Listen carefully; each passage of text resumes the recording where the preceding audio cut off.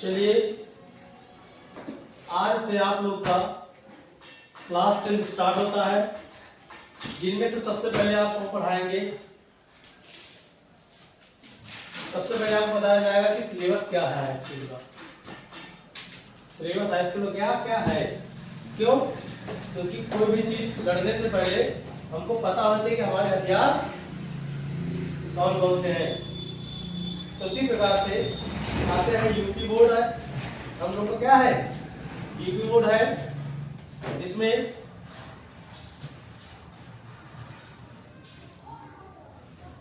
Class 10 गणित।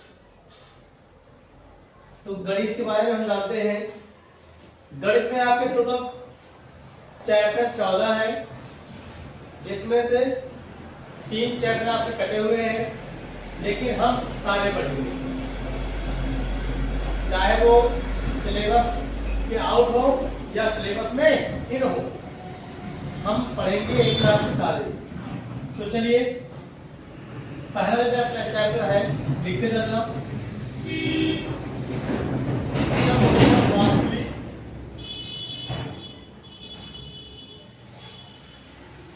वास्तविक संख्याएं। नंबर 2 चैप्टर है बहुपद, नोट करते रहिए। नंबर 3 चैप्टर है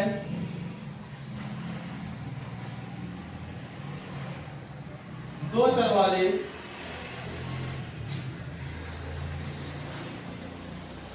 रैखिक समीकरण योग। नंबर 4 है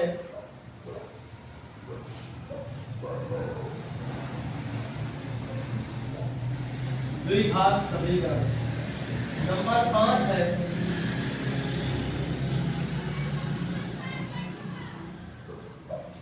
समानता श्रेणियां।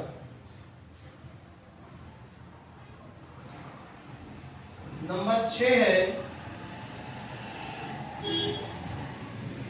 त्रिभुज।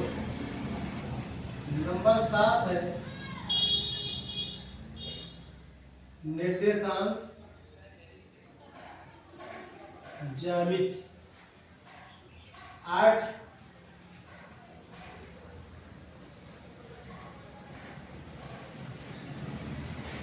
त्रिकोणमिति का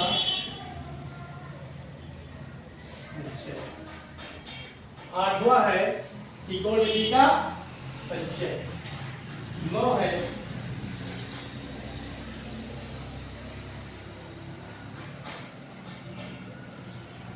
त्रिकोणमिति के कुछ अनुप्रयोग। 10 है वृत्त। 11 है वृत्तों से संबंधित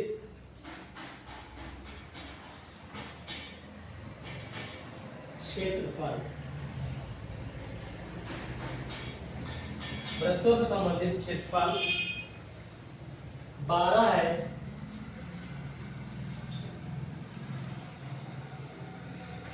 पृष्ठीय क्षेत्रफल और आयतन। 13 है सांख्यिकी।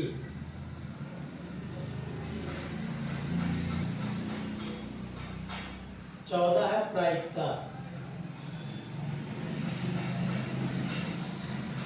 तो कक्षा 10 में आपके 14 चैप्टर हैं, जिनमें से 2 से 3 चैप्टर आपके हटे हुए हैं, लेकिन हम उन्हें इग्नोर करते हुए सारे चैप्टर का अध्ययन करेंगे।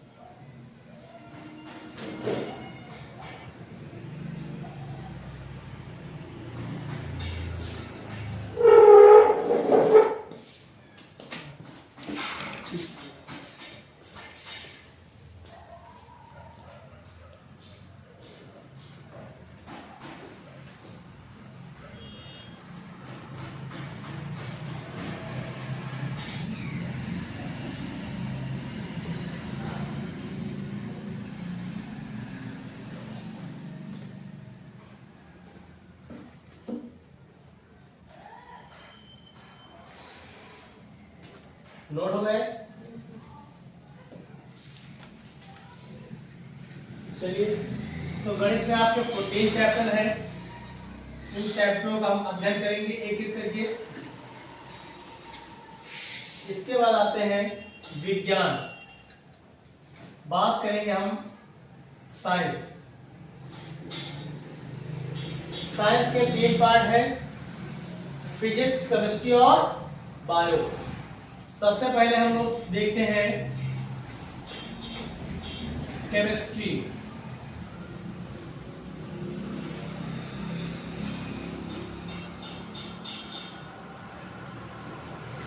इसे हम लोग बोलते हैं रसायन विज्ञान। केमिस्ट्री मतलब रसायन। इसमें आपका पहला चैप्टर होगा, पहला रासायनिक अभिक्रिया एवं समीकरण।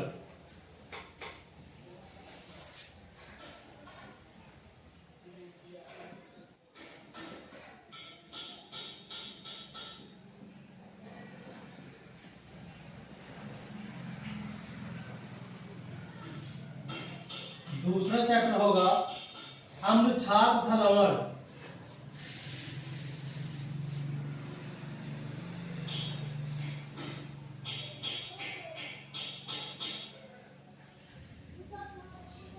तीसरा चैप्टर है धातु और आधार।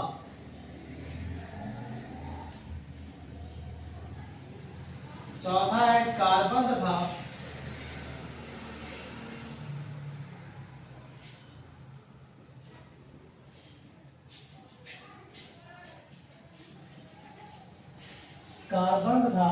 उसके यौगिक। पांचवा है तत्वों का वर्गीकरण।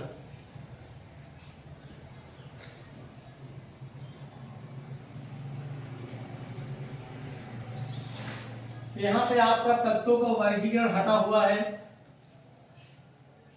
इसके बाद आपके धातु में कुछ चीजें हटी हुई है, लेकिन यहाँ पे हम इन 4 चैप्टरों का अध्ययन विस्तार से करेंगे। इसके बाद जैसा टाइम देखेंगे वैसा भी करेंगे। क्यों? हाई स्कूल वैसे इसका कोई काम नहीं है, लेकिन आपको 11-12 में पूरा ही काम है तत्वों का वर्गीकरण। समझ गए? केमिस्ट्री हो गया है। केमिस्ट्री बाद आएंगे हम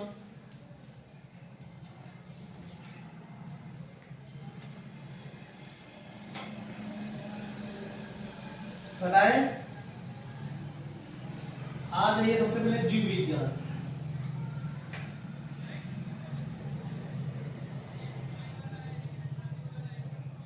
बायोलॉजी।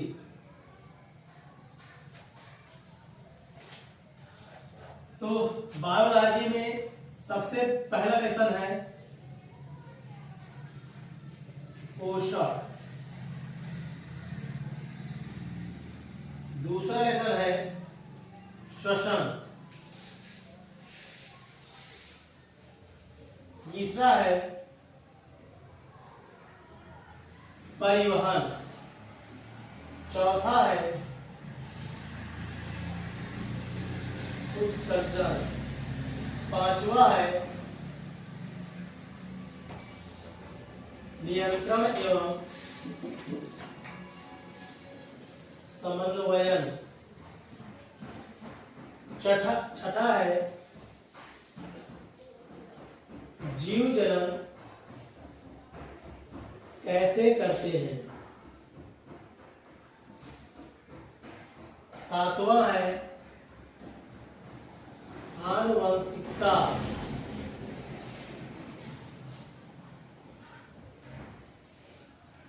आठवां है जीवन की उत्पत्ति एवं जैव विकास। जैसे इसमें आपका 8वां चैप्टर कटा हुआ है,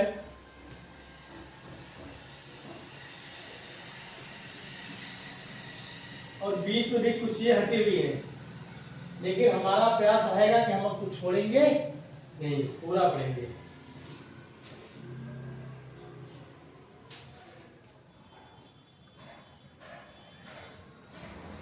इसके बाद हम पढ़ेंगे भौतिक।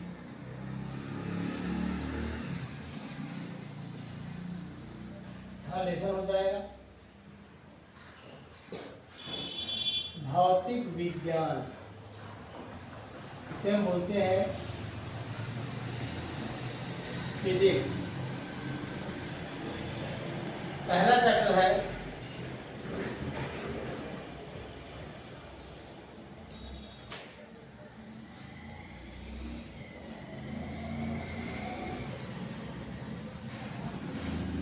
प्रकाश का परावर्तन।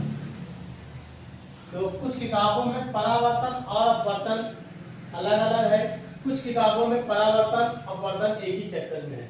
अब जो नई किताबें आ गई हैं इसमें एक ही चैप्टर में दे दिया गया है, पहले वाले किताबों में अलग अलग होता है। तो प्रकाश का परावर्तन व अपवर्तन,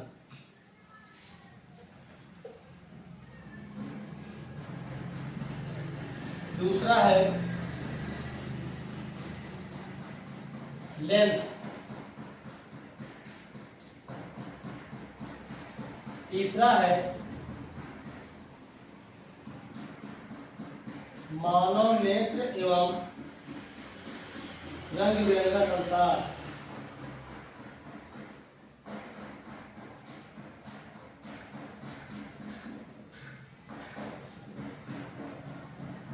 चौथा है ब्रिज, पांचवा है विद्युत धारा,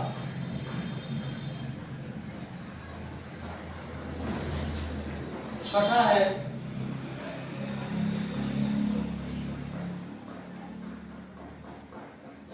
विद्युत धारा का तापीय प्रभाव,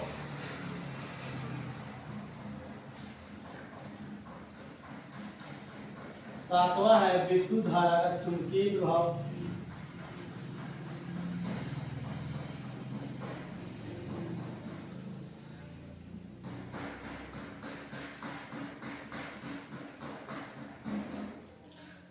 आठवां है विद्युत चुंबकीय प्रेरण,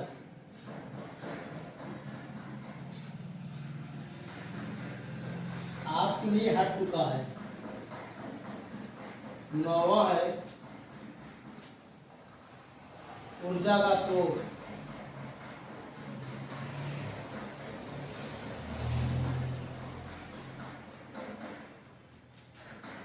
दसवां है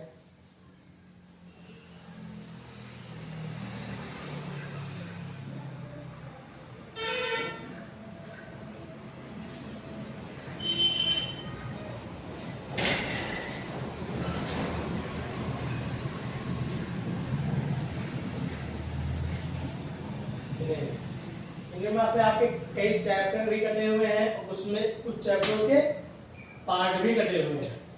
लेकिन हमारा जो पुराने ऐसा नहीं, इसमें देखो कभी से उदाहरण तापीय प्रभाव, चुंबकीय प्रभाव, ये आपके जो नई बुकें आई हैं उसमें एक कर दिया गया है, चैप्टरों के नाम एक कर दिए गए हैं।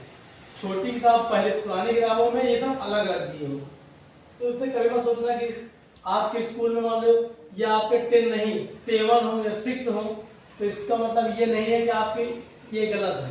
ठीक है, यहाँ पर क्या किया गया, अब क्या किया, पार्टों को मर्ज कर दिया गया है। जो अलग अलग चैप्टर को मर्ज कर दिया गया, पहले क्या थे, सारे अलग अलग ही थे। तो आज हम लोगों ने पढ़ा क्लास 10th में साइंस और गणित दोनों के पार्टों के बारे में पढ़ा, कितने कौन कौन से चैप्टर आते हैं। अब इसके बाद कल नहीं 16 तारीख से हम लोग क्लासेस स्टार्ट करेंगे, साइंस की भी और मैथ की भी, और जिसके साथ साथ हम लोग अंग्रेजी भी पढ़ेंगे। अंग्रेजी में भी आपको हम सिलेबस लिखवाएंगे अगले दिन कि क्या क्या आपको ग्रामर में पढ़ना है, ताकि एक सीएल वाइज आप क्या करते रहें, हमको बताते रहें कि हाँ क्या क्या आज क्या पढ़ना, अगला टॉपिक क्या पढ़ना है। ठीक है, आज नहीं